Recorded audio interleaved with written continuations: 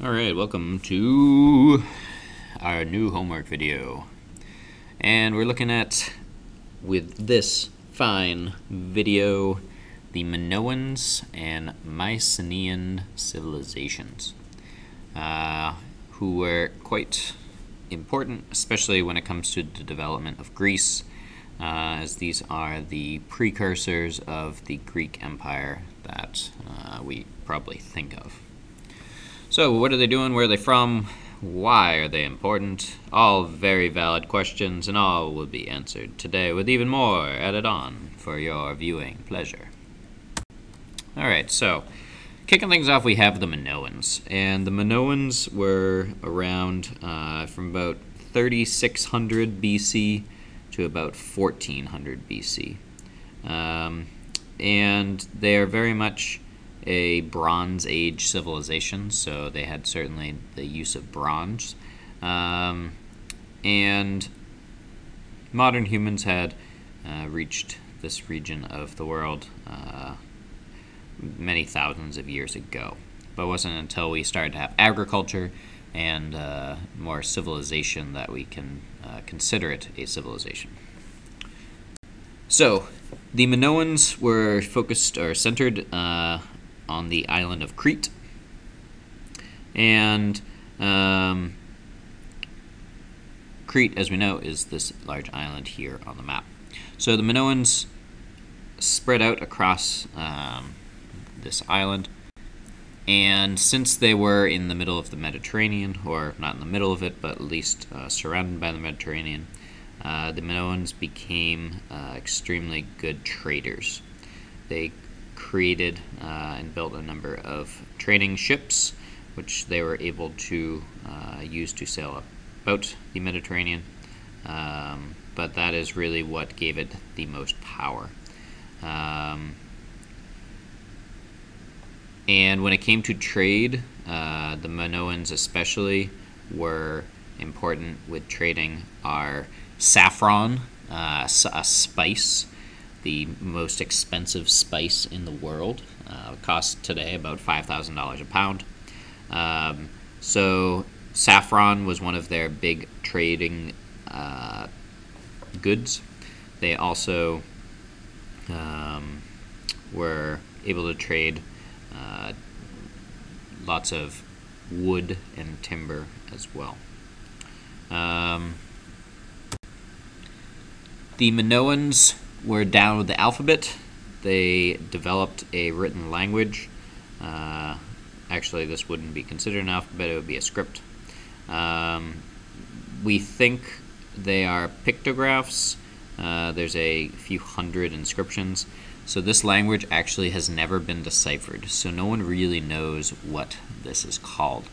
But we call it Linear A, and the translation of such is unknown. So it's one of a few languages that have been discovered in the world, written languages, that no one knows what it means. So, we have our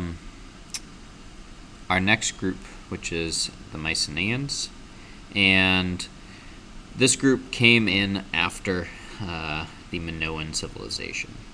And the Mycenaeans especially came in around about 1600 BC, so about 200 years before the Minoans fell. And we could say they are especially responsible for the Minoan falling. So, the Mycenaeans were important for a number of reasons. One of such is that very much around the settlements of the Mycenaeans, we have a great deal of palaces. So, if you look in this image here, these massive stone structures that are being created in places today that are Athens and Thebes, and they have throne rooms. The Mycenaeans were also famous for their graves in which the last picture you saw, that mask. So the Mycenaeans are pretty impressive when it came to building and structures. If you look at this map, this is where Mycenaean Greece was spread out. Since it was so long ago, there is some debate over where exactly the settlements exactly were. But it was spread out throughout mainland Greece and what today we know as the Peloponnesian Peninsula, that you labeled on your map. So they were pretty spread out, and a lot of this is because of the geography of Greece. It is extremely mountainous. There aren't any major rivers that can connect really these places together. So certainly while this would all be considered the Mycenaean Empire, they were pretty spread out, which is interesting. So when it came to how the government ran the area, you started to see smaller states that you have, and each of these kingdoms, there was these palaces which would control the different elements in the realm.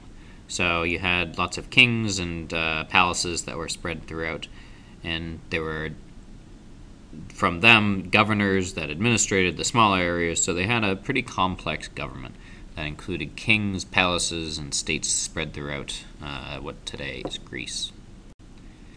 And with that ruling, the Mycenaeans were able to really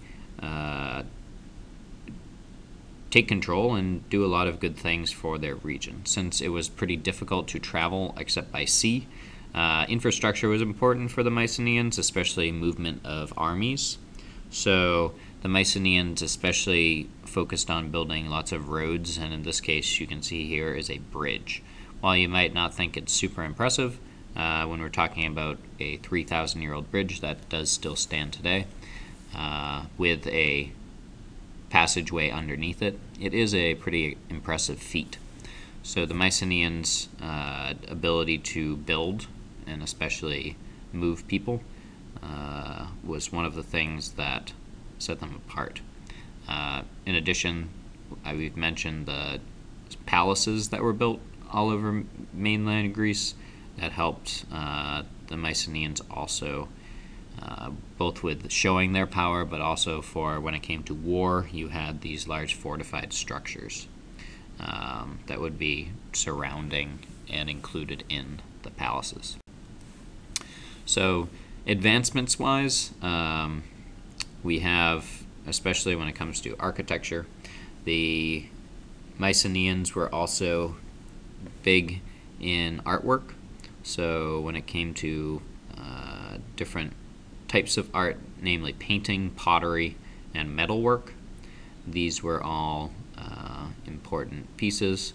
And when you start seeing very ornate structures of tombs. So this is an image right now of a tomb that you might think are similar perhaps to the Egyptian tombs, and certainly the Egyptians and the Mycenaeans did trade. Which, while the Mycenaeans were great traders, in addition to the Minoans, so the Mycenaeans did take up that idea of trade as well. And since Greece, as we've looked at on the maps, is not particularly favorable when it comes to farming or other endeavors, trade became the big moneymaker for the Mycenaeans as well.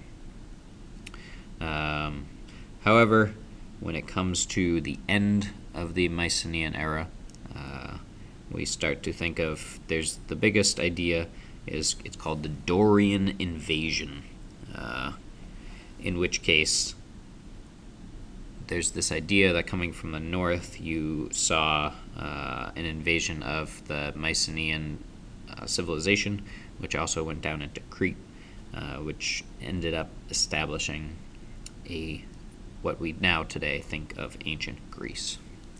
So with the fall of the Mycenaean Empire, we'll start with our what's more familiar to us in ancient Greece. However, the Mycenaeans and Minoans are predominantly where Greek mythology is set.